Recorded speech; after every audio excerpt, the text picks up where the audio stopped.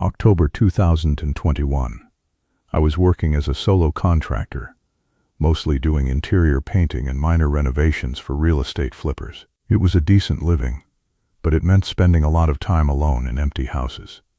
That month, I took a job for a guy named Marcus, who had just bought a mid-century ranch on the edge of a wooded area. He hired me over the phone to repaint the entire interior before his family moved in. He told me the house was empty, gave me the code to the lockbox, and said he'd be out of town for the week. By the second afternoon, I realized I wasn't the only one with the code. The house was one of those sprawling single-story places with a deep basement and a massive attic. It felt isolated. The nearest neighbor was at least a quarter-mile down the road, hidden by thick pines. On that first Tuesday, I was in the master bedroom, taping off the baseboards. It was quiet, too quiet. I had my radio playing low, just some classic rock to keep the silence at bay. Around 3 in the afternoon, I ran out of painter's tape. I knew I had another roll in my toolbox, which I'd left in the kitchen. As I walked down the hallway, I stopped, nervous. There was a smell in the air. It was faint, but unmistakable. It was the smell of burnt toast. Now I hadn't eaten all day, and I certainly hadn't used the kitchen. I walked into the kitchen and looked at the counters. Everything looked exactly as I'd left it. The old toaster was unplugged. The stove was off. I checked the trash can. Empty. I told myself it was probably just the old HVAC system kicking on for the first time in months, blowing dust off the heating elements.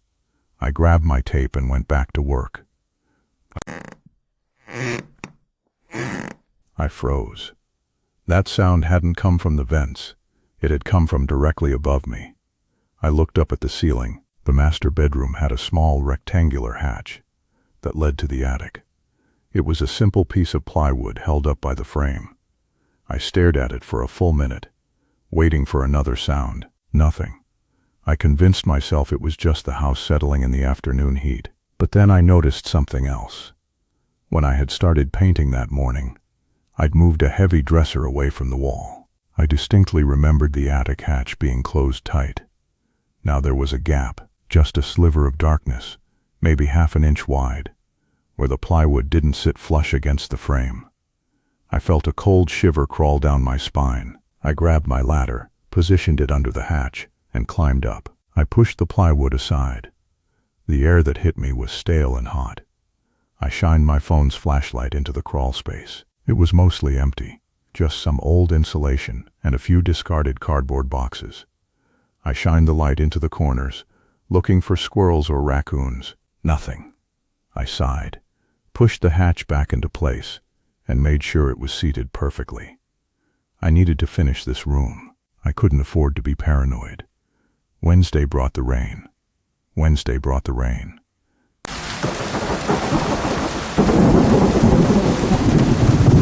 It was a heavy, gray downpour that turned the woods outside into a wall of mist.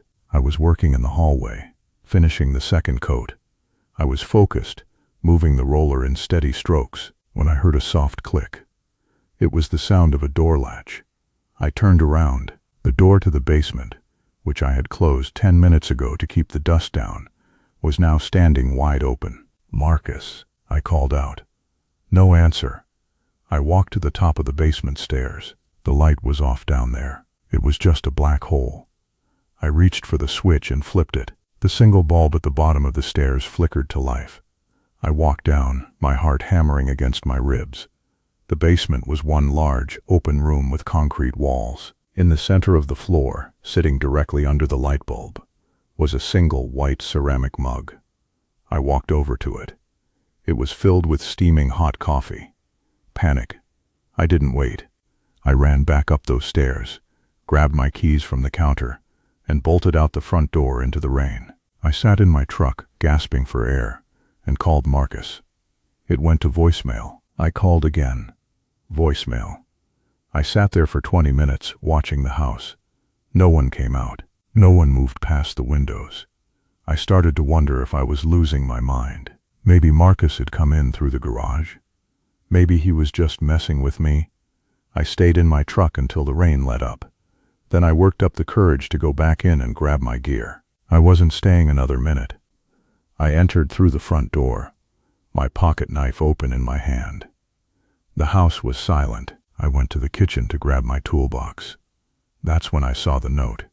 It was taped to the lid of my box. It was a piece of my own painter's tape. Written on it in black marker were the words, whispering, "Don't forget the corners." And I didn't think much of it until I looked at the hallway I'd just finished. In the very corner of the ceiling, where the wall met the attic hatch, someone had painted a tiny, perfect black circle. It wasn't my paint. It was marker. I looked up at the hatch. It was open again. The footsteps were heavy. They were coming from the attic, moving fast toward the hole. I didn't look back. I grabbed my toolbox and sprinted for the door.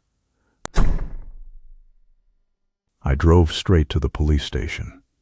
When the officers arrived at the house, they found the attic hatch wide open. They climbed up and found what they called a nest. Someone had been living up there for weeks. There was a sleeping bag, several empty food cans, and a small battery-powered monitor. The monitor was linked to a hidden camera that had been installed inside the smoke detector in the master bedroom. He had been watching me work the entire time. But the most disturbing part came later that evening. The real Marcus finally called me back. He sounded confused. He told me he hadn't bought a house in that county.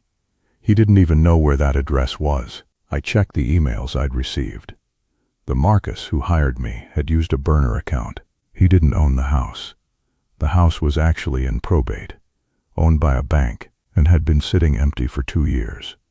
The man in the attic hadn't been hiding from me. He had hired me. He wanted the house painted. He wanted someone to talk to, even if it was just through notes and coffee. The police never found him. They found a back window that had been left unlocked, but no fingerprints. They think he was a squatter with a background in real estate who knew which houses were stuck in legal limbo. I don't paint empty houses alone anymore. Every time I'm on a ladder and I see an attic hatch, I feel that same cold shiver. I wonder if he's still out there, watching someone else forget the corners. It's a strange kind of violation, knowing someone wanted you there just to watch you. Stay safe out there, and always double-check who's actually signing your paycheck. See you in the next episode. Don't forget to subscribe.